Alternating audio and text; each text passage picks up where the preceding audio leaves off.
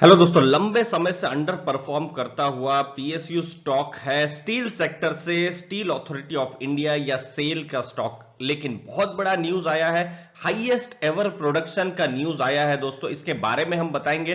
Turn around की तैयारी चल रही है स्टील सेक्टर की है। अगर हम बात करें, हमने देखा है जेएसडब्ल्यू हो या टाटा स्टील हो, उन्होंने बहुत ही अच्छा रिटर्न देना अभी शुरू कर दिया है बहुत ही लंबे समय के बाद। डिटेल्स भी हम बताएंगे steel authority of India limited की। तो दोस्तों लास्ट तक बने रहिए, बहुत सारी इंपॉर्टेंट इंफॉर्मेशन आने वाली है। दोस्तों अब तक का सबसे ज्यादा देखिए हाईएस्ट एवर उन्होंने क्या किया है, स्टील का प्रोडक्शन किया है।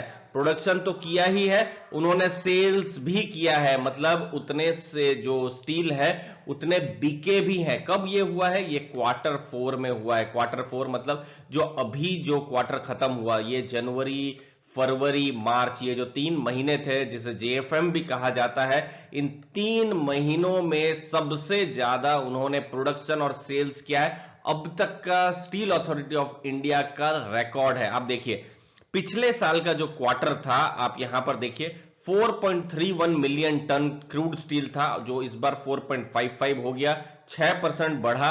और अगर आप सेल्स देख सकते हैं तो 14% वहां पर बढ़ा है। 3.74 मिलियन टन था जो कि 4.27 मिलियन टन हुआ। मतलब ये वाला जो डेटा है बिल्कुल सेल्स का डेटा है और ये वाला डेटा है प्रोडक्शन का डेटा। तो मतलब प्रोडक्शन भी हुआ है, सेल्स भी हुआ है। अब देखिए क्वार्टर 3 में कितना प्रोडक्शन हुआ था, 4.37 मिलियन टन, मतलब 4% बढ़ा। सेल्स भी जो है 3% बढ़ा है। तो ये अब तक का हाईएस्ट सेल्स है। 4.15 जो क्वार्टर 3 में था, जो कि अभी बढ़कर 4.27 हो गया। यानी ये जो आंकड़े हैं अब तक के हाईएस्ट है, 4.55 और 4.27 मिलियन टन्स के। अब यही नहीं, इसके साथ साथ स्टील अथॉरिटी पर और कुछ इंटरेस्टिंग चीजें आई हैं जो उन्होंने एक्सचेंज में बताया है। बेस्ट वॉल्यूम ग्रोथ भी हुआ है उनका जो स्टील सेक्टर का बिजनेस है। और इससे हमको एक और चीज पता चलती है दोस्तों कि स्टील कौन यूज करता है जब इकोनॉमिक एक्टिविटी चलती है। देखिए जैसे इंफ्रास्ट्रक्चर के काम हो रहे हैं, रोड बनाने के हो या रेलवे के बनाने के हो, ब्रिज बनाने के हो, तो ये सब जब काम चल रहे हो तब स्टील की जरूरत पड़ती है। कंस्ट्रक्शन, जब घर ज्यादा बन रहे होते हैं, रेसिडेंशियल कॉम्प्लेक्स हो या कॉमर्शियल कॉम्प्लेक्स हो, तब स्टील की जरूरत पड़ती है।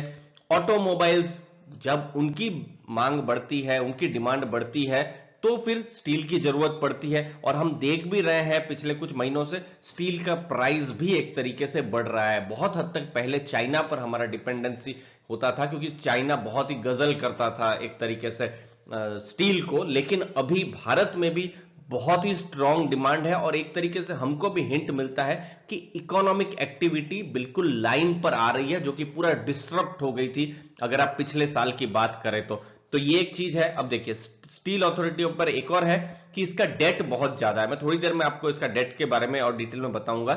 डेट इसका जो है 16,150 करोड़ कम हुआ है। मतलब देखिए पिछले साल अगर ये वीडियो बन रहा होता, मतलब यही अप्रैल 2 के आसपास, तो ये जो आंकड़े होते 51,481 करोड़ का डेट था सेल पर, जो कि अब घटकर 35,330 करोड़ हो गया है।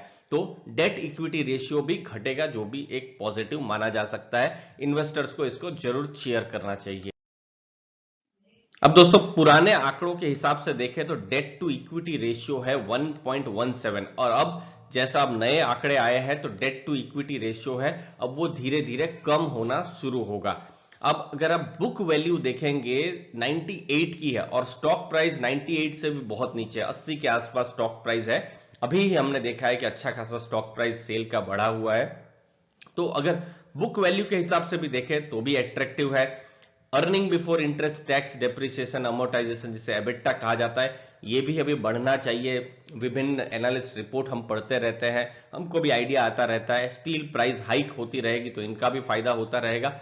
और यहां तक कि इनके जो कॉम्पिटिटर है टाटा स्टील या जेएसडब्ल्यू, उनके कंपैरिजन में सेल आज भी थोड़े डिस्काउंट में है। पीएसयू कंपनीज में हमने देखा ही है एक तरीके से अच्छा खासा डिस्काउंट पिछले कुछ सालों से देखने को मिला है। तो वो डिस्काउंट यहां भी देखने को मिल रहा है। टाटा स्टील भी देखिए देखते ही देखते 600 650 के लेवल से 850 रुपए के आसपास पहुंच गया। मैं एक एग्जांपल ही दे रहा हूं। टारगेट प्राइस 104 रुपए का मोतीलाल ओसवाल जो रिसर्च है उनकी रिसर्च टीम ने दिया हुआ है। अब सब चीज तो सेल के एक फेवर में गई है, बहुत सारी चीजें हो रही है, लेकिन आपको एक चीज समझना है, ये साइक्लिकल बिजनेस है दोस्तों। अगर आप स्टेबल बिजनेस चाहते हैं, जो बिजनेस में बहुत ज्यादा वोलाटिलिटी ना हो, बहुत ज्यादा यहां पर आपको एक तरीके से स्ट्रेस का सामना ना करना पड़े, तो ऐसा बिजनेस जो है सेल नहीं है।